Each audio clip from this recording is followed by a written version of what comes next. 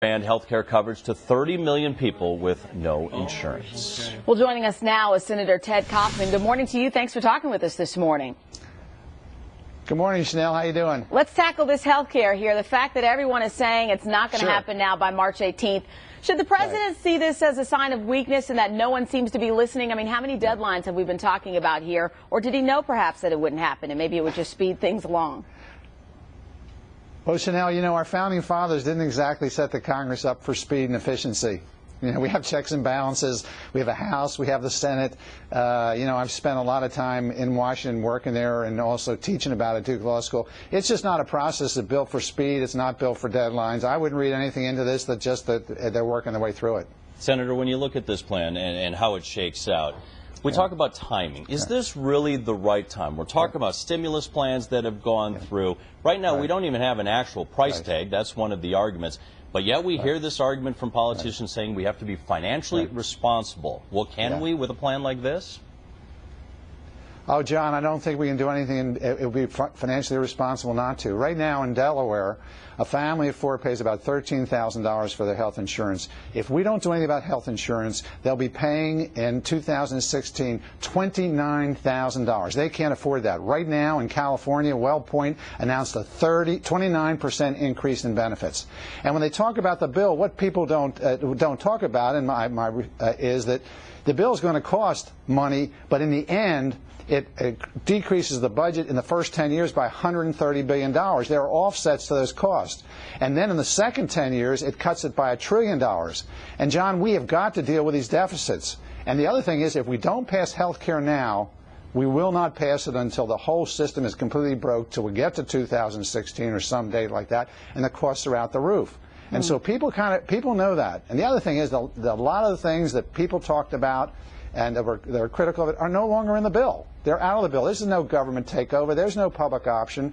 So I think that people, as I talk to, are beginning to realize this present bill is a lot better than where we are right now in terms of not just the people, the new insurers, but people that have insurance now, but are beginning to realize I can't afford the present insurance I have. Senator Kaufman, you were just named. That's where we are on it right now. Yeah, well, to be continued on that one. You were just named to the Committee of Homeland Security and Armed Services Committee.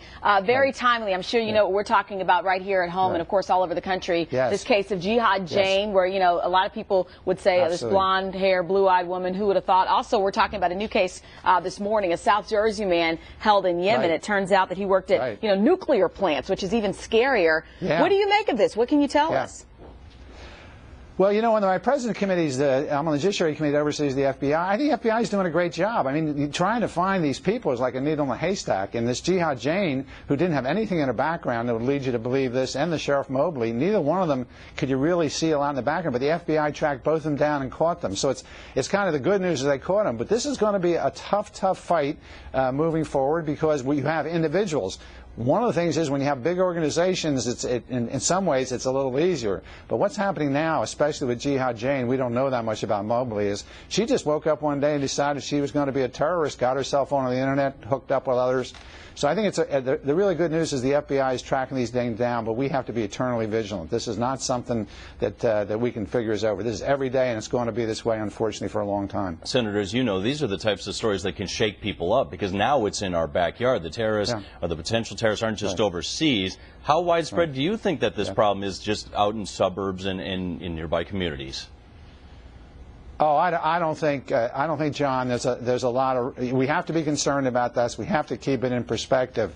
But I think, as you see, and I don't want to, anything can happen any time, especially with an individual. But I don't think people should be worried about, you know, there's somebody down their street that's going to come and get them. I think what this demonstrates is how good the FBI is at really tracking these folks down. I think where we have to keep our eye on the ball is with Al-Qaeda in Afghanistan and Pakistan and Al-Qaeda's operation in Yemen. That's where the big terrorist groups are, and that's where they organize the really deadly attacks like 9/11.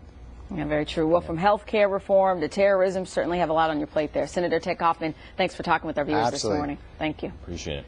Time right now, it is 7:15. Let's